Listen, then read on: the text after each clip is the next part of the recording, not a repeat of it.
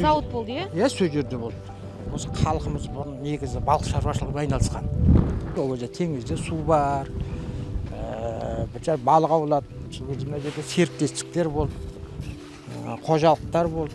Солармен келісімшартпен келісіп балық ауладым, балық тасыдым соларға. Келе жаймен ол су теңіз азайды.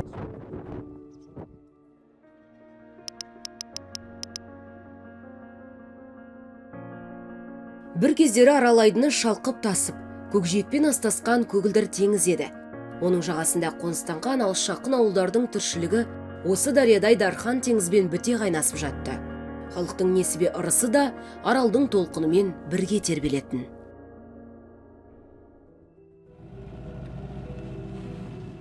Жұмыстың да ыңғайы жоқ. Тіршілік қой, шынына келгенде отбасын асырау керек. Балдарымыз бар, балдарымыз жас. Сонымен балықшы болып балық ауладық сол теңізден. Ол кезде теңізде су жақсы, мына Көкарал бөгесі болды. Арғы бетінен де ауладық, бергі бетінен де ауладық. Балықшы үшін теңіз жай ғана кәсіп көзі емес, сырлас дос, үнсіз мұңдас болатын. Кейде асау толқынмен арпалысса, кейде мамыражай тыныштығына сүйсініп, Аралмен бірге тыныстайтын. Ол кездегі уақыт бөлек қой, теңізге шамал аусаласын. Ол кезінде мына Көкарал бөгесі бар кезде су көп болды. Ол кезде көбісі сазан балық болды. Қызығы сол балықты судан алып сол жерде асып жегені ғой. Қызығы сол.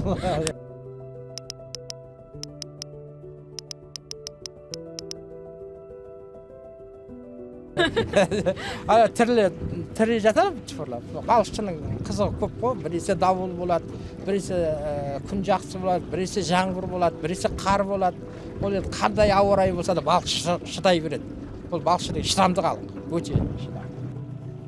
Бүгінде Әшім аға жастық шағындағыдай шалқыған теңізде балық ауламайды. Уақыт өз арнасымен ағып, табиғаттың да, адамның да тағдырын өзгертті. Ауылдың қақ ортасында кезінде Жарықкөл аталған көл болған.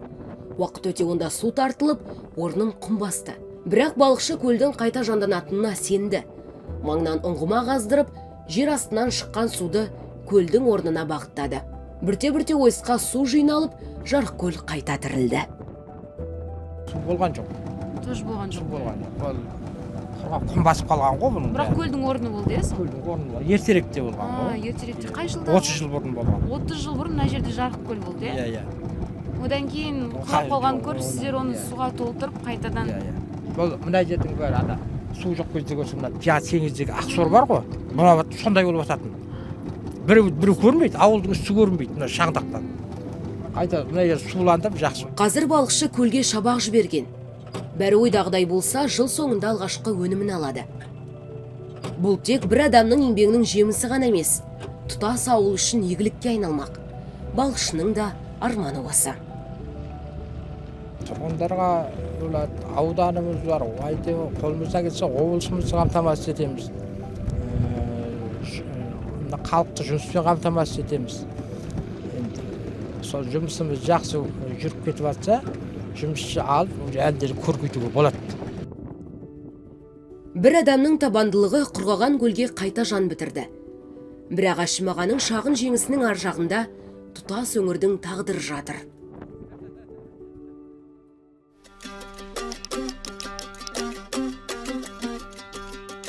Ұшы қиыры көрінбейтін Арал теңізі мыңдаған шақырымға шегінді. Толқыны тулаған айдынның ортасында Ақсор мен құм қалды. Табиғаттың бұл өзгерісі тек жердің бетін ғана емес, адамның өмір салтында өзгертті. Біздің кезімізде Сырдария толып тұратын. Мен кішкентай кезімізде Сырдарияның беті толып тұрады.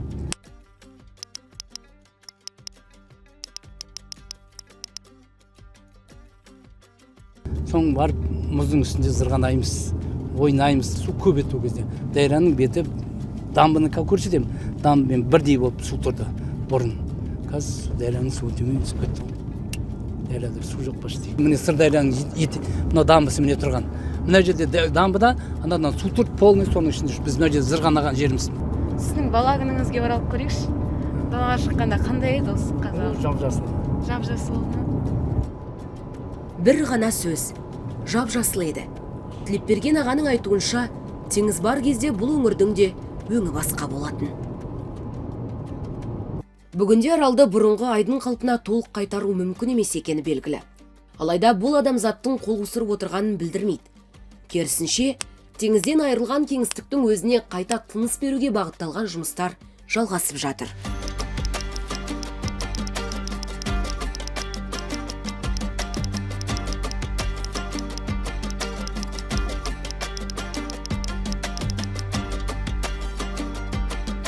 Президент тапсырмасынан кейін арал табанын көгалдандыру жұмыстары жаңа қарқын алды. Бүгінде теңізден айырылған ұлан ғайыр кеңістікте экологиялық апатпен күрес жүріп жатыр. Жас кезімізде ең бірінші жұмысшы болып тұрған кезімде Қасқалаң деген жерде ектік бізде. Қазір сол жерде адам уже аңдар бәрі құс, аң, жаңағы нелер, жалаяндар пайда бола бастады. Өйткені сексеуіл қалыңдап кетті. Қазір жүрген машинамен кіре алмайсың. Мынау республиканский питон. Дегенмен сексеуілдің жолы құрғаған теңіз табанынан басталмайды. Қазалы өңіріндегі тұқымбақтарда мыңдаған сексеуіл көшет өсіріледі. Мұнда мамандар әр өріскінді 12-13 ай бойы күтіп баптап, табиғаттың қатал сынына дайындайды. Бұлай қарасаңыздар, міне мынау біздің күзде, яғни 25 жыл күзде осы себілген тұқым, сол тұқымнан шыққанда сексеуіл. Мынау шығып тұрған өте ғажап шығып тұр.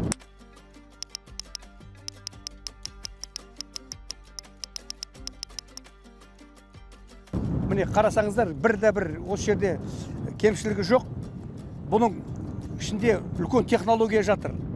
Ең бірінші жаңа тұқымның жинайтын жерін табу керек. Ауруы жоқ, жақсы шығатын, оны фенология дейді. Соған барып қарайды, қалай гүлдеп жатыр сексеуіл. Сосын сол жерден жинайды. Жинап алған тұқымды сұрыптап, осы жерде лабораторияда біз тексереміз. Осы күзде біз бұны аламыз. Түбімен аласыз? Түбімен аламыз, тамырыменен. Тамыры осының бір 25-30 сантиметрдей болады, мынандай. Өзінің бойы да сондай болады. Содан жаңағы стандартқа келтіріп, соны аралдың құрғақ отанына апару керек. Биыл тұқымбақтың берекесі тасып тұр. Қыста түскен қалың қар жердің құнарын молайтып, топыраққа терең сіңген ылғал жас өскінге жан бітіргендей болды. Сол себепті сексеуілді өсіруге қосымша суару да аса қажет бола қоймаған. Дегенмен мұнда тамшылатып суару жүйесі де дайын тұр. Капелляр ішейін дейді. Міне, мысалы, міне қараңыздар. Мынадан су тамшылап тұрады. Міне. Кішкентай өзі. Ана су, ана давление болады ғой. Міне, көріп тұрсыз? Міне.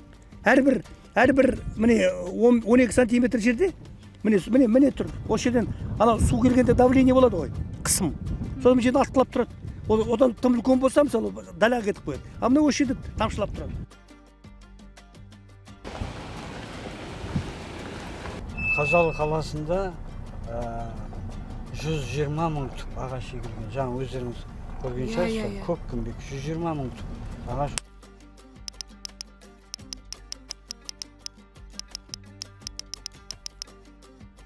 Оның ішінде жаңа күлөніміз бар, кәдімгі сырталы дейміз. Сондай көкке оранған қала ғой.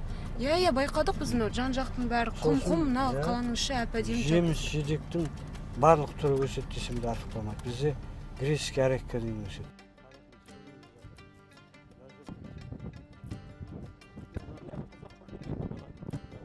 Резервуарымызға 500 куб су кетеді.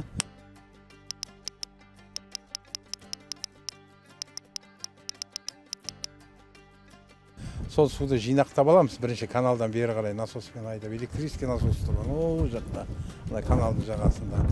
Резервуар толтырып алғаннан кейін 1-2 күн қойып қоямыз суды. Ол әбден тұнып, анау ішіндегі мусорлар төмен қарай шөгеді. 2 күннен кейін барып полияға жібереміз. Бұл жерде енді негізгі біздің жұмысымыз сексеуілегі ғой.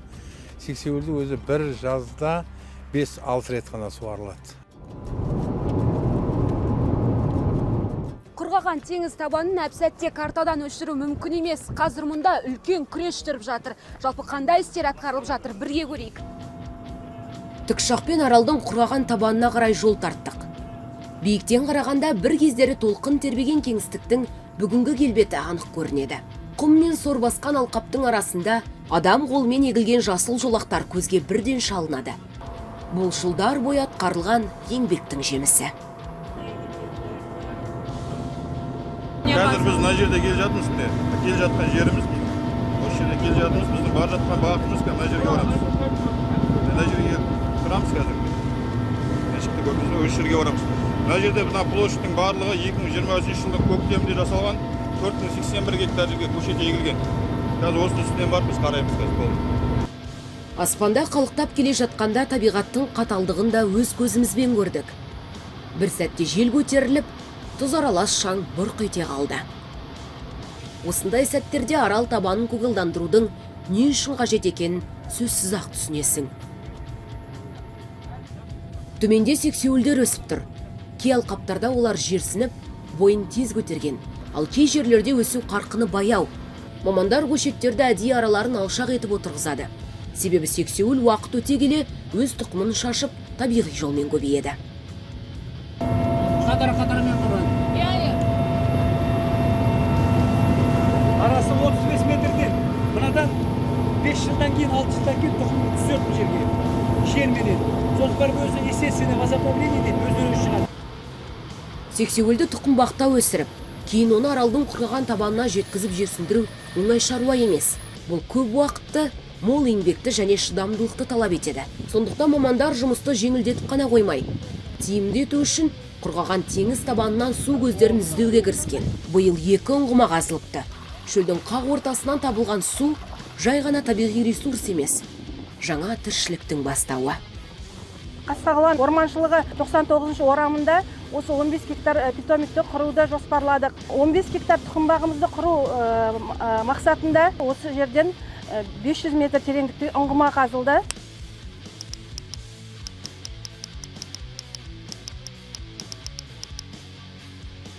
Ұңғымадан тұшыға жақын су шықты. Судың секундына шығу жылдамдығы 9 литрді құрап тұр.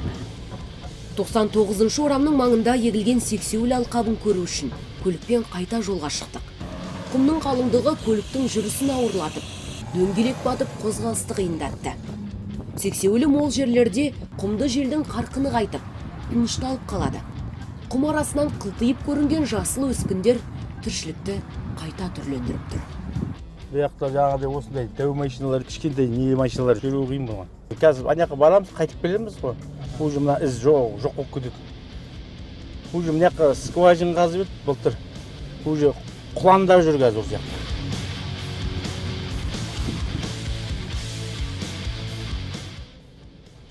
Қазір біз аралдың дәл ортасында тұрмыз.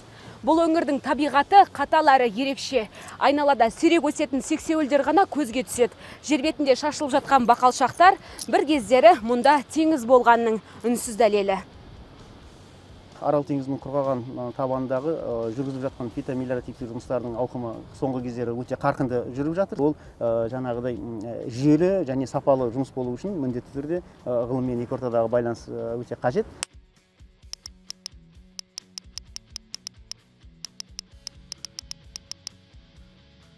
Сондықтан қазіргі таңда Қызылорда қаласында Әлихан Бөкейхан атындағы Қазақ орман шаруашылығы ғылыми зерттеу институтының филиалы ашылды. Сол филиалдың төңірегінде қазір осындай ілгері жұмыстар жүргізіліп жатыр. Соңғы кезде мынау мал азықтық дақылдарды да осыны қосып жатырмыз. Жаңа айтып кеткен изен, теріскен, түйежоңышқа осы дақылдарды, яғни келешекте осы табиғи биогеоценозды қалыптастыру мақсатында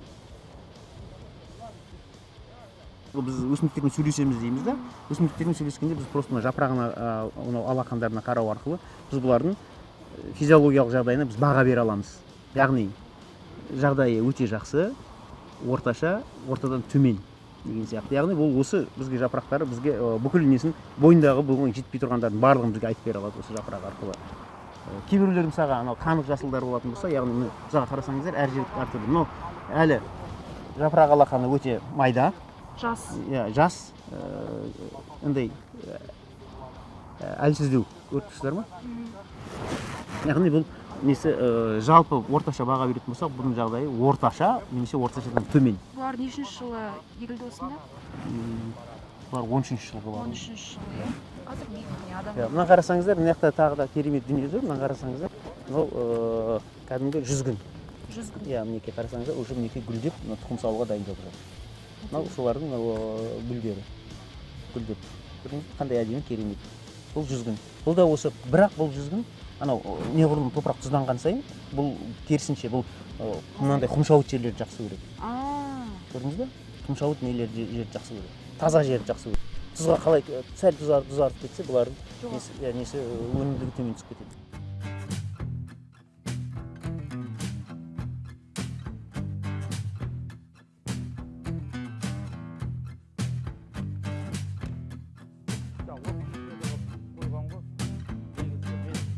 Былтырғы жылы 2025 жылы мына жерге толықтыру жүргізілген.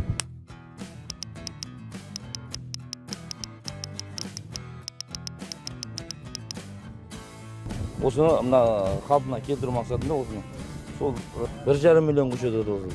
Мына екеуінің арасы 4 метр. Мына екеуінің арасы 4 метр. Сосын 35 метр, келесі тағы осындай 4 метр болады. Мыналар уже келесі жылы уже тұқым береді. Қазір осығанда не ұтқан жоқ, бұлар әлі жас. Тұқымбақтарда сексеуіл өседі. 12-13 айдан кейін осы аралдың жерсіндіруге келеді деген жерлеріне қайта отырғызылады. 11 жылда олардың көлемі осыншалықты ұлғаяды. Мұның бір түбі 4 тоннаға дейін құмды ұстап тұра алады дейді жауапты мамандар.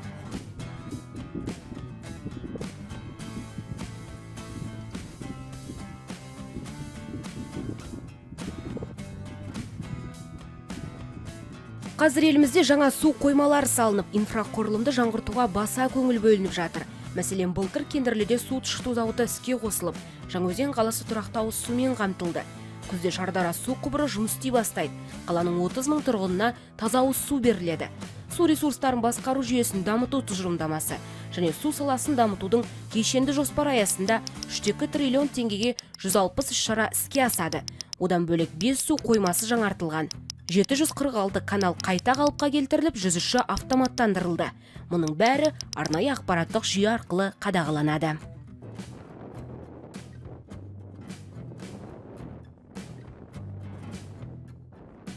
Аралдағы жағдай осындай. Ал суды басқару, оны дұрыс бөлу мен үнемдеу күнделікті жүріп жатқан жұмыс. Сырдария бассейндік инспекциясы өз аумағындағы су ресурстарының пайдалануын реттеп, өзен суының шаруашылыққа, халықтың қажеттілігіне белгіленген тәртіппен жетуін бақылап отырады. Әр тамшы судың өз сұрауы бар. Қызылорда облысын негізгі тікелей сумен қамтамасыз ететін Сырдария өзені және жерасты сулары.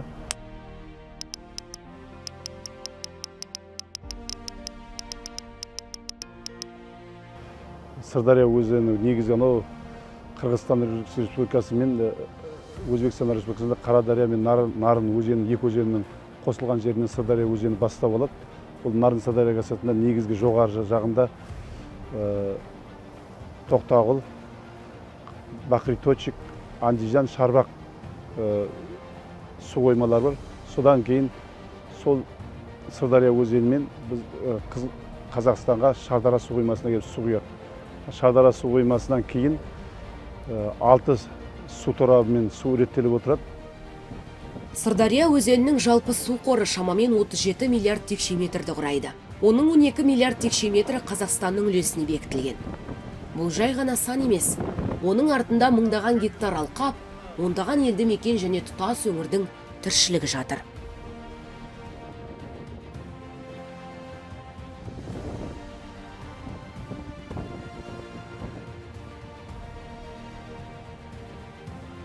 Сырдария суының әрбір арнасы осы өңірдегі тіршіліктің күре тамыры.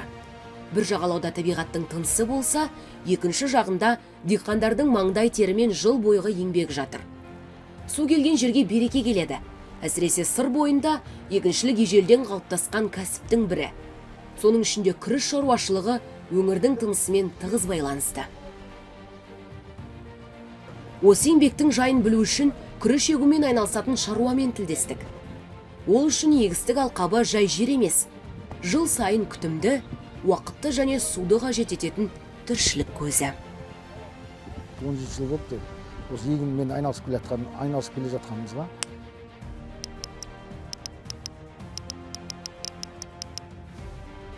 Өзі 40 гектар жерден бастағанбыз біз негізі, ең бастан. 40 гектардан 4-5 жыл 40 гектар ектік қой. көбейткен жоқпыз, азайтқан жоқпыз, соны еттік. Өйткені үйрену керек болды. Шаруа бұл істі жай ғана кәсіп емес, атадан қалған аманаттай көреді. Айтуынша, күріш егу бала күнінен көз алдында өскен еңбек. Әкесі мен атасының маңдай тері сіңген осы кәсіпті өзі де жалғастырып келеді. Жерді дайындау, дән себу, су жіберу, күтіп баптау, әр кезеңнің өз машақаты бар.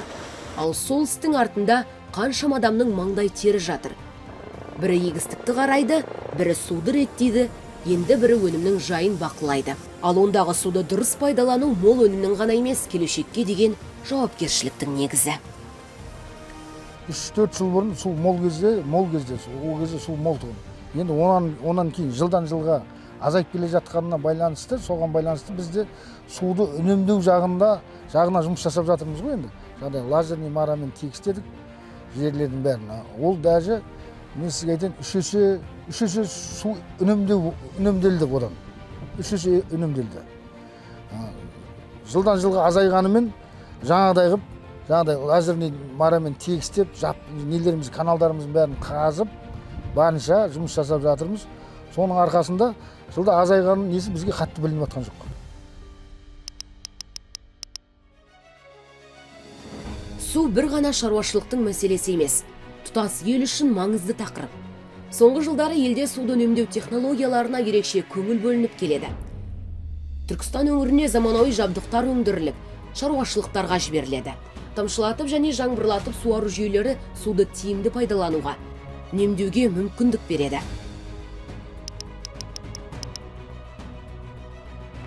Суды үнемдеу технологияларының дамуы да осы қажеттіліктен туындап отыр. Өйткені су мәселесі бір өңірдің немесе бір мемлекеттің ғана мәселесі емес. Су қауіпсіздігі Қазақстан үшін ғана емес, бүкіл орталық Азия үшін аса маңызды мәселе. Болашағымыз тіршілік нәрін қаншалықты ұтымды әрі әділ пайдалана алатынымызға байланысты. Өзендер мен су қоймалары шекара дегенді білмейді.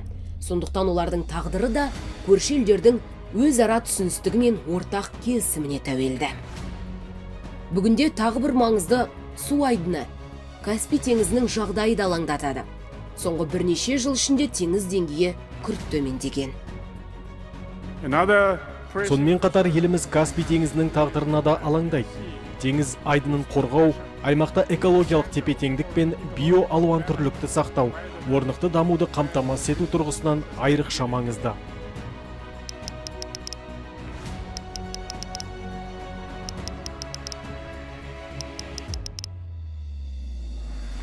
Арал жағасындағы балықшының әңгімесі, қайта жан біткен жарық көл, сексеуіл, диқанның маңдай тері. Бәрі бір-бірінен бөлек оқиға сияқты көрінуі мүмкін. Бірақ бәрін байланыстырып тұрған ортақ арна бар. Ол су.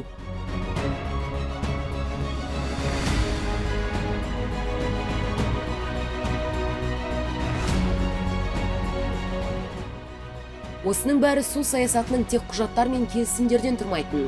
Оның нәтижесі балықшының кәсібінен, диқанның еңбегінен, шөлде өскен сексеуілден, ауылдардың тыныс-тіршілігінен көрінеді. Суды сақтау мен тиімді пайдалану тек мамандардың емес, баршаға ортақ жауапкершілік.